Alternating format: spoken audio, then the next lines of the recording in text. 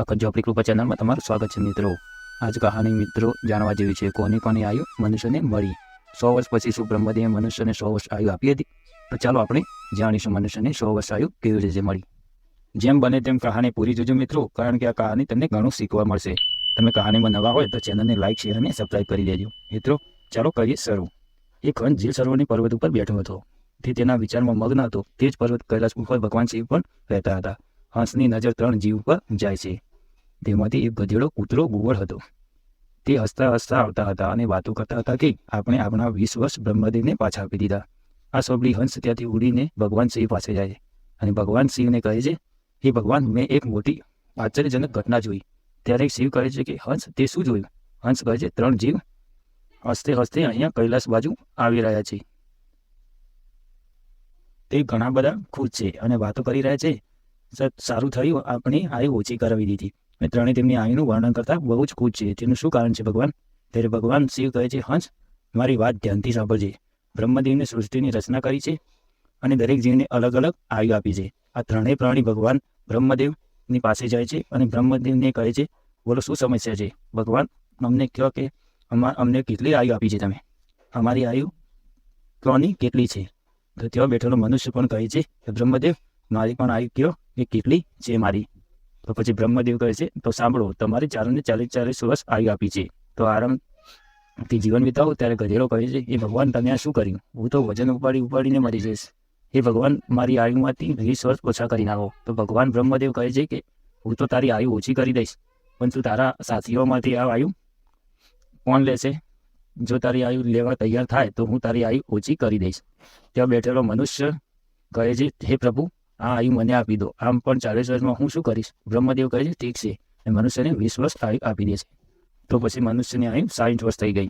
ત્યારે બેઠેલો કૂતરો પણ બોલ્યો, હે ભગવાન, મને પણ લોકો ધોકા મારશે, ભૂખ્યો રાખશે, તો આવું જીવન કેવી રીતે જીવીશ? તો મારા પણ 20 વર્ષ ઓછા કરો। ત્યારે બ્રહ્મદેવ કહે છે, 20 વર્ષ તારા કોણ લેશે? ત્યાં બેઠેલો મનુષ્ય બોલે છે, હે ભગવાન, આ 60 વર્ષમાં પણ હું શું કરીશ? આ 20 વર્ષ પણ મને આપી દો। તો ભગવાનને કહ્યું, ઠીક છે। ત્યારે મનુષ્યની આયુ 80 વર્ષ થઈ ગઈ। ત્યારે ભગવાન ત્યાં બેઠેલો ગુવડ બોલ્યો, હે ભગવાન, મારે પણ આટલું જીવન નથી જીવવું, આમ પણ દિવસે મને કંઈ દેખાતું નથી, હું તો રાતનો જ દેખી શકું છું, તો હું આટલી આયુ લઈને શું કરું? આમ પણ હું તો બેસીને જોઈ જ રહું છું, મારી પણ આયુ ઓછી કરી દો। બ્રહ્મદેવ કહે છે કે ગુવડ, તું પણ જોઈ લે, તારી આયુ કોણ લેવા તૈયાર હોય તો તારી આયુ ઓછી કરી દઈશ। ત્યાં બેઠેલો માણસ કહે છે, ભગવાન, આ આયુ પણ મને આપી દો, આમ પણ 80 વર્ષમાં હું શું કામ કરીશ?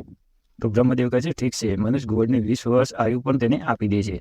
ત્રણેય જીવોની આયુ કોઈને મનુષ્યની આયુ 100 વર્ષ થઈ ગઈ। એટલા માટે હંસ આ ત્રણેય જીવ બ્રહ્માજીના ત્યાંથી પ્રસન્ન થઈને આવી રહ્યા છે।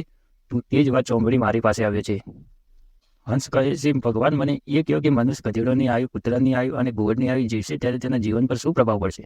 તો સાંભળ હંસ, મનુષ્ય 40 વર્ષ જીવશે ત્યાં સુધી એક મનુષ્યનું જીવન જીવશે, તે જ બનશે જે કરશે એ 40 વર્ષની અંદર જ કરશે। કોઈને ચોર બનવું છે કે કોઈને રાજા બનવું છે, તે જે બનવું છે તે આ 40 વર્ષમાં જ બનશે। આ વર્ષમાં તેની પરીક્ષા થશે અને આરામની જિંદગી જીવવાની કોશિશ કરશે, સારી જિંદગી જીવશે, સપના પણ સારા જોશે, બુદ્ધિ પણ સારી રહેશે।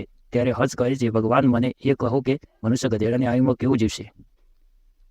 જો હંસ મનુષ્યને 40 વર્ષની આયુમાં જે આરામની જિંદગી જીવતો હતો તે ગધેડાની જેમ કઠિનાઈથી ભરેલી આની જશે। તેની પુત્ર પત્ની આવશે, તેના પુત્ર આવશે, તો તેને કમાવવું પડશે, મોજ મસ્તી છોડવું પડશે, અને મોજ મસ્તી કરશે તો લોકો કહેશે કે ગરડો થયો છે અને મોજ મસ્તી કરે છે। તેના છોકરા ભૂખ્યા મરે છે। શિવ કહે છે, સાંભળ હંસ, 40 થી 60 વર્ષ ગધેડાની આયુ થઈ જશે, મનુષ્યની મહેનત વધી જશે, ગધેડાની જેમ કામ કરવું પડશે। તો હંસ કહે છે કે હું આ વાત સાંભળી પરેશાન છું, મનુષ્ય કૂતરાનું જીવન કેવી રીતે જીવશે? ભગવાન કહે છે, સાંભળ હંસ, જ્યારે મનુષ્ય 60 વર્ષ પૂરા કરી દે છે, શરીર કમજોર થઈ જાય છે, શરીર થાકી જાય છે, જ્યારે ગરડો થઈ જાય છે અને તેનો પરિવાર વધી જાય છે, તેની છોકરાની વહુ આવી જાય છે, તેના છોકરો થાય છે, ત્યારે તેની વાત કોઈ સાંભળતું નથી। જેવી રીતે કૂતરા લડે છે, કૂતરાઓ ભસે છે, તેવી જે મનુષ્ય લડતો રહેશે અને તેના પરિવારમાં જ ચીડાતો રહેશે। તમે તો જોતા જ હશો, તમારી આજુબાજુ થતું હશે, 10% જ ગરડાઓની વાત માનતા હશે। પિતાજી તો આગળ બેસાડી દે છે અને કહે છે, આ તો આવી જ રીતે બકબક કરે છે, આમની વાત ના કરો। જો હંસ જેવી રીતે કૂતરા ભસે છે, એવી જ રીતે મનુષ્ય પણ 60 વર્ષથી 80 વર્ષ આયુમાં ભસ્યા જ કરશે। ભગવાન, તમે બહુ સરસ વાત કરી, હું જીવન કેવી રીતે જીવશે? શિવ કહે છે, દેખો જે મનુષ્ય 80 થી 100 વર્ષ જીવે છે તે ઘુવડનું જીવન જીવે છે। 80 વર્ષ પૂરા કરતા તેનું બધું જ બળ સમાપ્ત થઈ જાય છે, શારીરિક શક્તિ રહેતી નથી, શક્તિ ખતમ થઈ જાય છે, હાથ પગ કામ કરતા બંધ કરી દે છે। તેમની આંખોની રોશની પણ ચાલી જાય છે અને કાનોથી સાંભળવાનું પણ બંધ કરી નાખે છે. તેના બધા દાંત તૂટી જાય છે અને દરવાજા પર બેસી જાય છે. ન તો કોઈને જોઈ શકે છે, ના તો કોઈને સાંભળી શકે છે. જો કોઈને જોવે છે તો પણ થોડું થોડું જોઈ શકે. જેવી રીતે ઘુવડ બેસી રહે છે તેવી રીતે મનુષ્ય બેસી રહે છે. ના કશું બોલી શકે, ના કંઈ સાંભળી શકે. જેવું જ ઘુવડ કરે છે તેવું જ મનુષ્ય કરશે. ભગવાન શિવ કહે છે, એવી જ રીતે હંસ, આવી જ રીતે મનુષ્ય ત્રણેય આયુ જીવી લેશે. એવી જ રીતે મનુષ્યના 100 વર્ષ પૂરા થશે. ભગવાન શિવ કહે છે, આ જ કારણ હતું કે તે ત્રણેય ગધેડો, કૂતરો અને ઘુવડ પ્રસન્ન હતા. આયુ કેટલી પણ ના હોય, પણ તે આરામદાયક હોવી જોઈએ. તે જ આયુ સારી માની જાય છે. આ જ કારણ હતું હંસ કે ત્રણેય હસતા હસતા આવતા હતા. હંસ કહે છે, ભગવાન, તમે મને સંસારની સારી વાત કહી. આ કહાની સાંભળીને તમે જાણી ચૂક્યા હશો કે મનુષ્ય આ ચારેય આયુને જીવે છે.